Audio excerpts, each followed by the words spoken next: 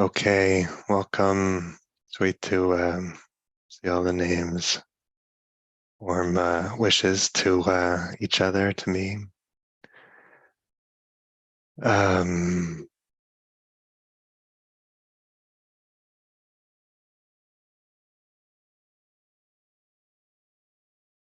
Okay, let's settle in.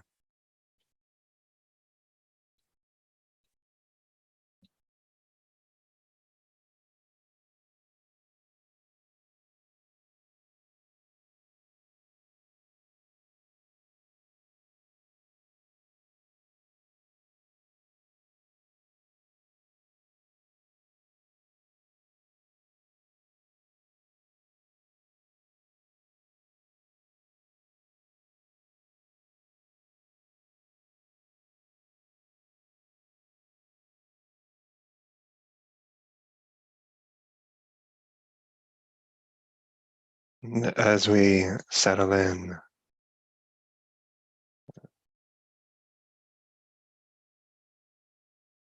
a kind of gentle effort not to fit this moment into everything we think we know,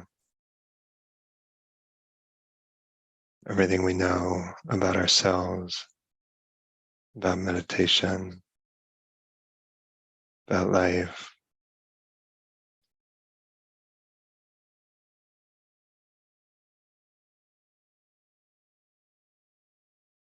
But instead, kind of stance of not knowing, openness.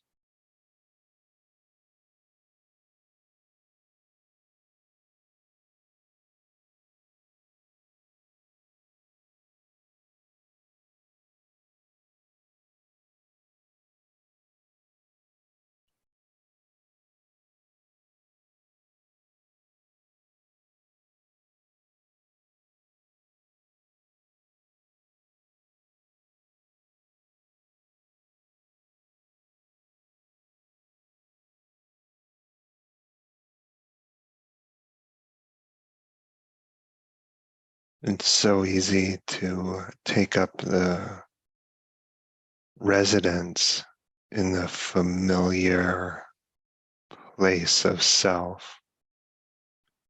This is what I do when I sit, sort of occupy a place and look at my breath, my body, listen, whatever we do.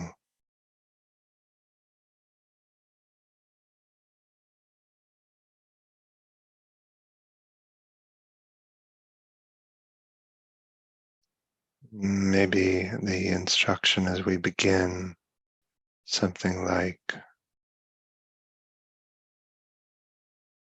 don't locate yourself.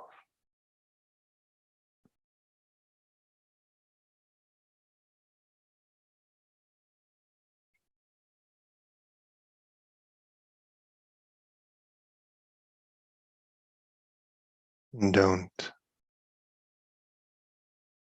try to reestablish all the familiar reference points.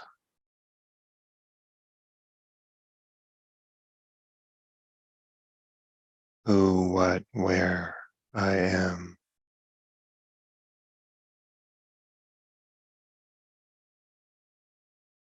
And we just open in this new way.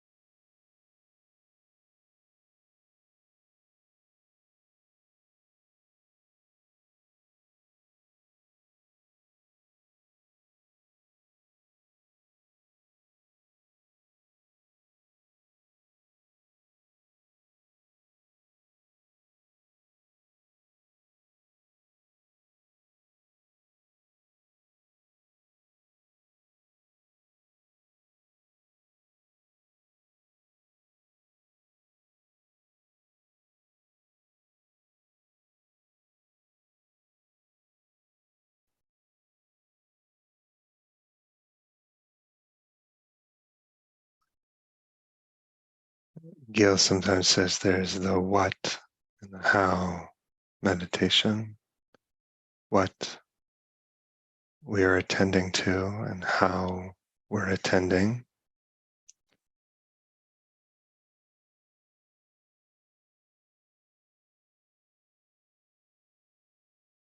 And sometimes we emphasize the what so much, the breath, that we lose track of the how.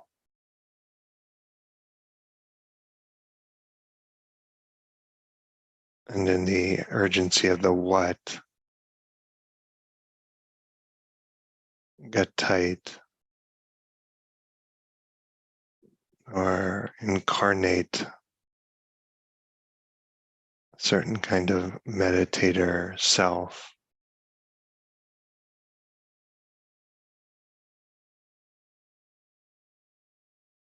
Some traditions really emphasize the what.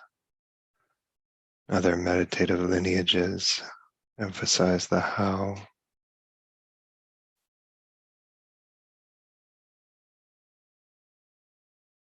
Maybe we can do both.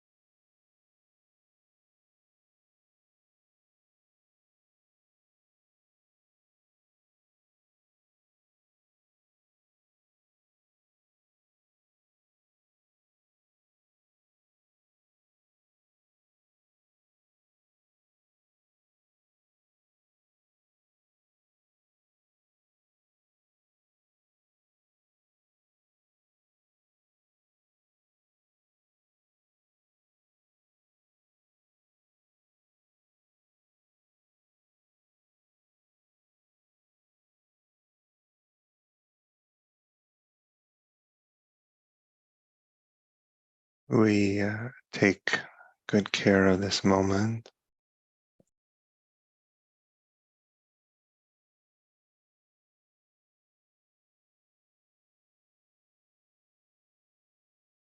And let this moment take care of us.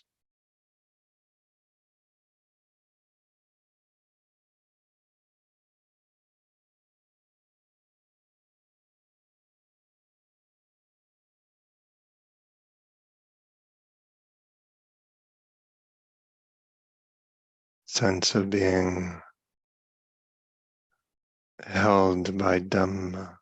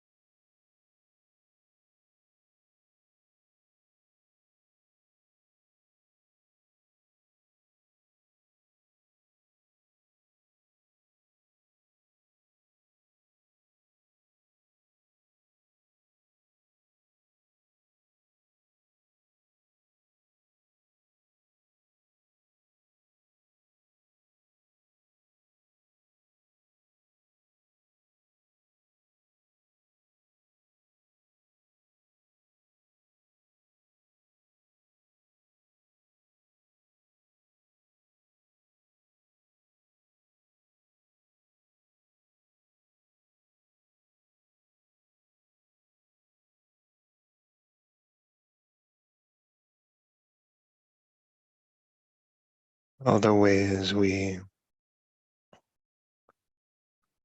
locate the self.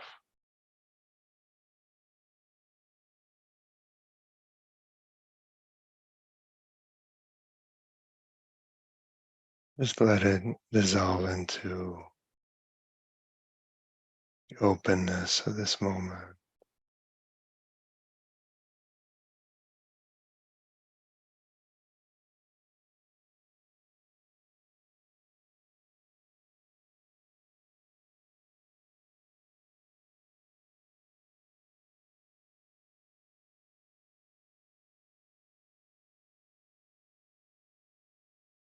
You don't need to know who you are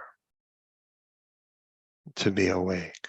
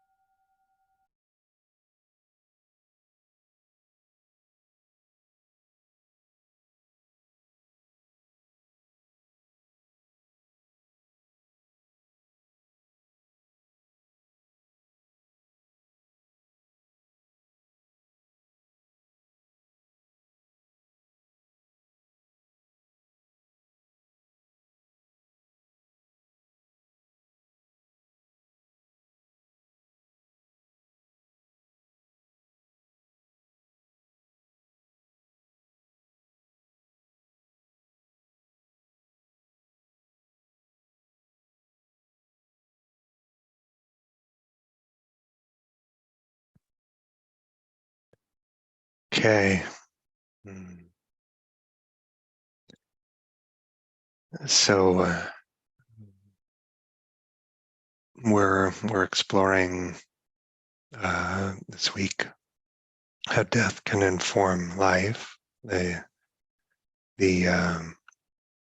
implications for a Dharma practice.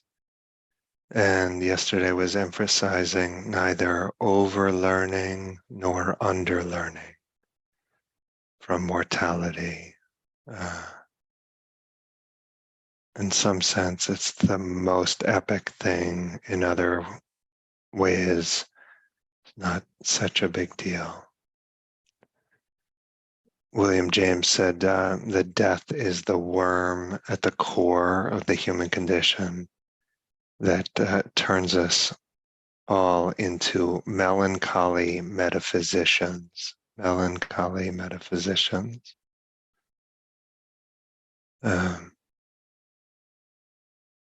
So I'm trying to weave one of the core Buddhist teachings with this theme, and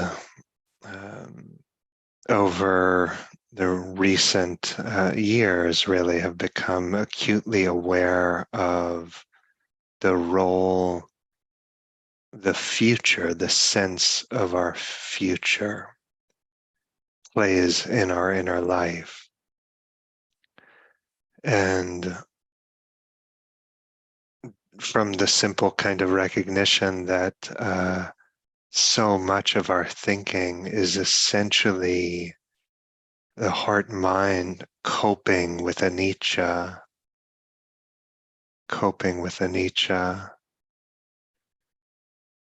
And anicca is usually translated as impermanence, but connotes unpredictability, unreliability, uncertainty.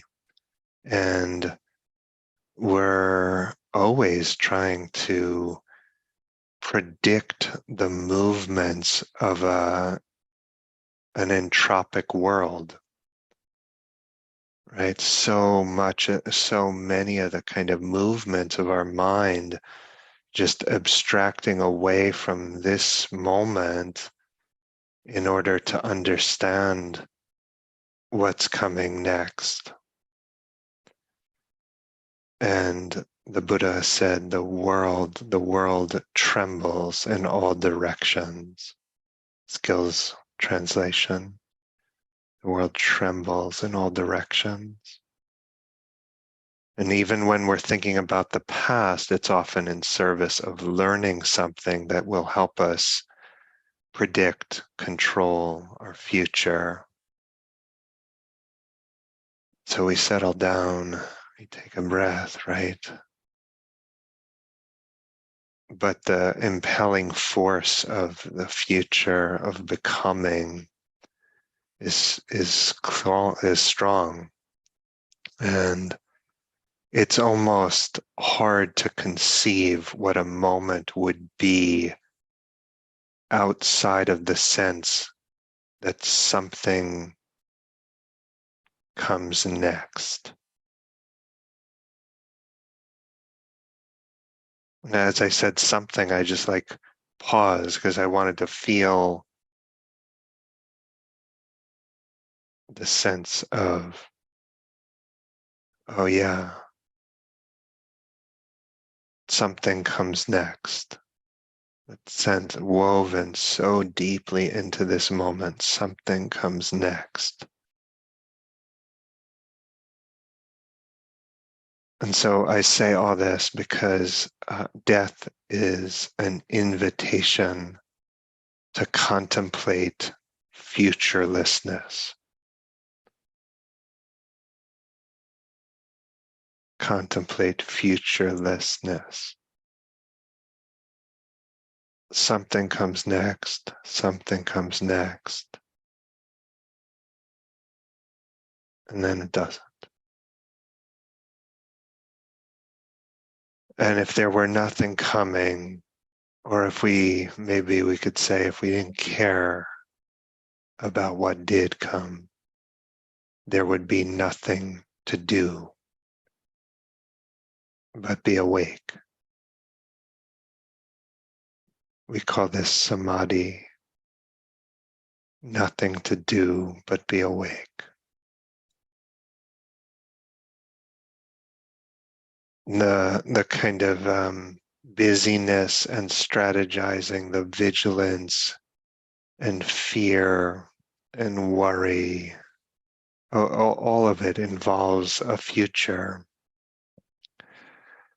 And in our preoccupations and our tending and vigilance and strategizing, our energy is moving in all these different directions, what we want, what we're avoiding, and the sense of futurelessness simplifies everything, right? Contemplating mortality helps us sense this. And we do it as a kind of thought experiment. Okay, this moment, just this moment, right? In some ways, that's what every meditation instruction is. Our mortality allows us to actually get a kind of visceral hit of no future. And maybe you can actually sense intuitively how differently the world might feel if we were not preoccupied with becoming, with just how open that might be. And if all we had was this moment, however long this moment is, if all we had was this moment, I don't think any of us would doubt the Dharma.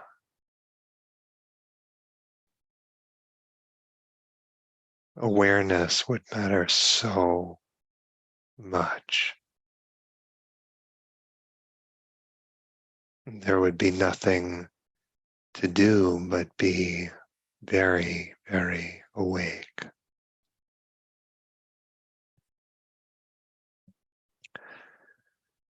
The brain scientist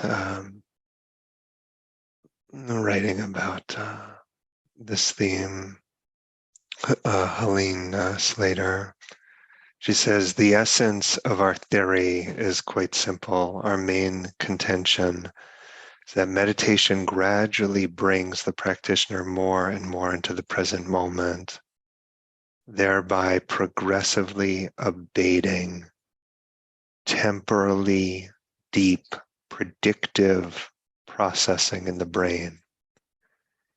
We contend that it not only reduces episodic future thinking and decision making, but can also explain the more unusual experiences reported by meditators, including the loss of self-other distinction and the cessation of time.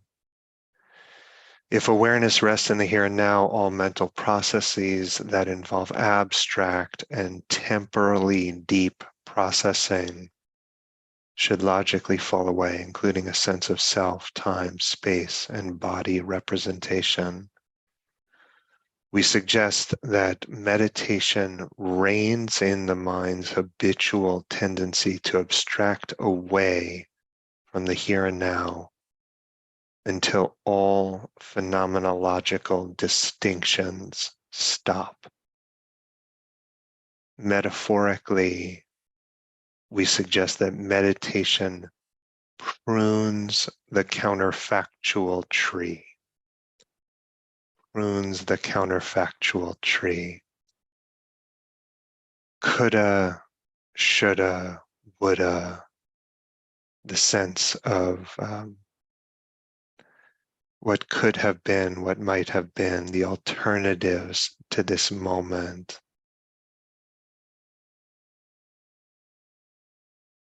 The counterfactual tree is pruned.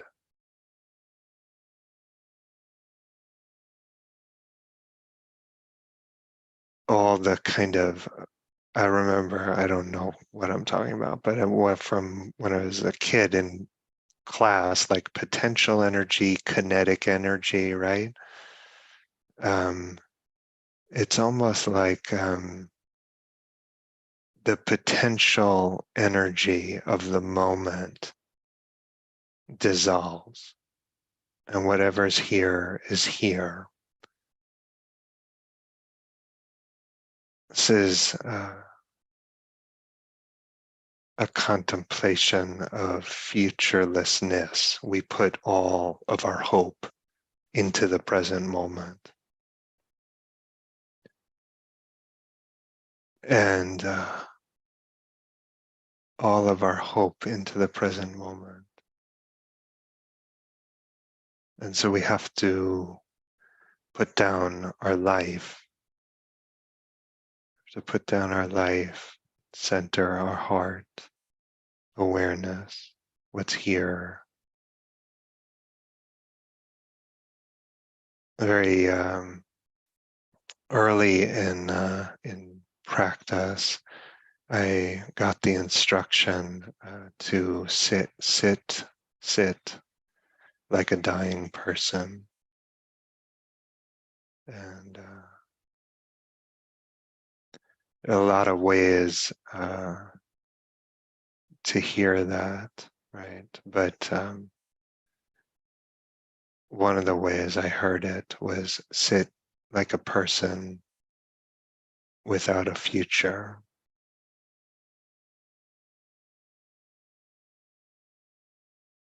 And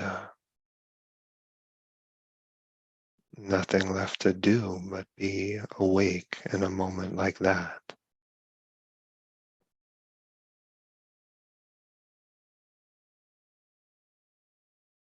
And so the fragility of our body, contemplation of its end, all of this can, rather than frenzy our mind, can settle us, invites the contemplation of futurelessness, or to live this moment as if it were all there is. I offer this for consideration, and of course, when we do this, when we sit in this way, when we practice, contemplate futurelessness, know it. It also clarifies the kind of life we wish to lead. And so these different realms, these realms of like very deep surrender and then organizing a Dharma life, they speak to one another. So we'll keep going tomorrow. Thank you all. Sweet to be with you.